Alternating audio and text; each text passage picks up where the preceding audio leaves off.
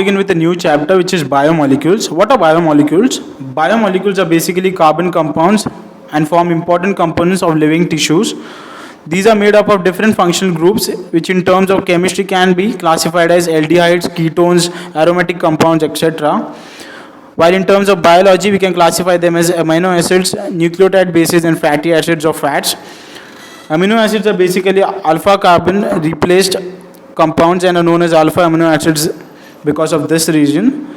They show presence of an acidic group connected to a carbon, and to the same carbon we have an amino group present, which give rise to the amino acids. There are four basic substituent groups occupying the four valency positions. These are hydrogen, carboxyl group, amino acid group, and a variable group which is designated as R. So this is the basic structure of an amino acid. The variable group we talked about earlier in an amino acid can range in different 20 types, which gives rise to different amino acids, which are known to be 20 in human beings. The next type of biomolecule is a lipid, which is a fatty acid which is made up of carboxylic group plus a variable group which contains carbon. The number of carbons can range from 1 to 19, which gives rise to different combination of lipids. Lipids are broadly classified into fats and oils based on the melting point, as oils are known to have a lower melting point as compared to fats. Some lipids show presence of a phosphate molecule or a phosphorylate ion, which makes them phospholipids. Molecules found inside the body of an organism are also known as metabolites, as they aid in the processes such as anabolism and catabolism, which are components of metabolism. These are broadly classified as primary and secondary. Primary metabolites are generally found in animals, which are known to perform specific functions for specific characteristics of the animals, whereas in plants, fungal and microbial cells, some of the metabolites are not definitely performing specific functions, or their functions remain unidentified, and thus these are known as secondary metabolites. Talking about biomacromolecules are molecules which have weight above 1000 daltons. However, lipids, though are macromolecules, they do not have their weight above 1000, but due to their characteristics, these are still classified as lipid as biomacromolecules, and thus lipids are an exception to the fact that biomacromolecules are molecules having weight about 1000 daltons. Generally, the range of weight of biomacromolecules or macromolecules is around 1000 to 10,000 daltons. We will now talk about the type of biomacromolecule, which is protein, which is a polypeptide. It contains a linear chain of amino acids which are connected by peptide bonds. It is a heteropolymer. Collagen is the most abundant protein in the animal world, while Rubisco is the most abundant protein in the whole biosphere. It is important we remember these names. Now coming to polysaccharides. As the name is suggesting, poly refers to many, while saccharides refers to sugar. So a polysaccharide is a sugar formed by the combination of saccharides. It may either be a homopolymer or a heteropolymer. A homopolymer is a polymer saccharide which contains the same type of saccharides or sugars bonded to each other to form a polysaccharide, while a heteropolymer contains different types of sugars coming together to give rise to a polysaccharide. It is to be remembered about polysaccharides that the right end is known as the reducing end and the left end is the non-reducing end.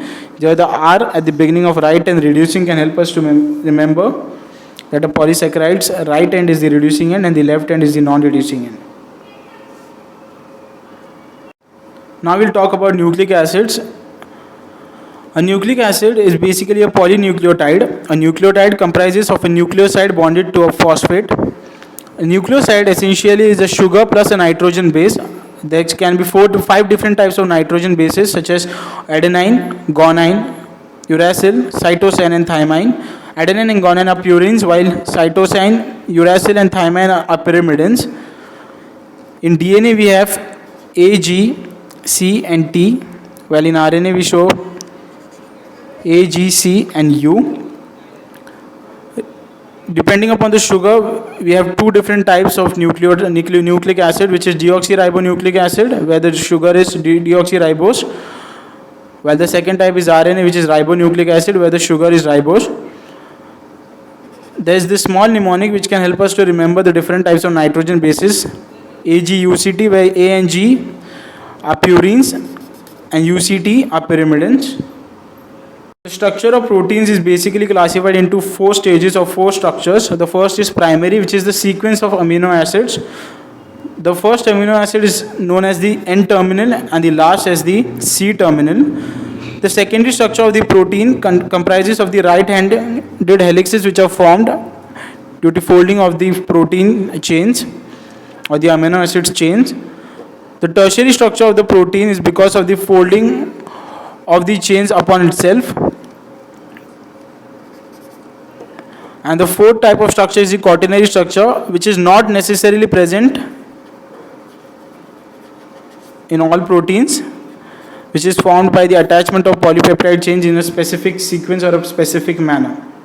Here we have to study a process which is the bonding and linking of monomers, which generally takes place with the loss of a water molecule when two different molecules combine and a CONH complex is seen formed. A polysaccharide is known to contain a glycosidic bond where nucleic acid contains the third carbon of one sugar bonding to the fifth carbon of the succeeding nucleotide. Watson and Crick had proposed the model of a DNA or the helix structure of a DNA, which comprises of the pitch of 34 angstroms between two base foldings, while the diameter is around 34 angstroms. 3.4 Armstrong is the diameter and 34 Armstrong is the pitch between the two folds of the helix.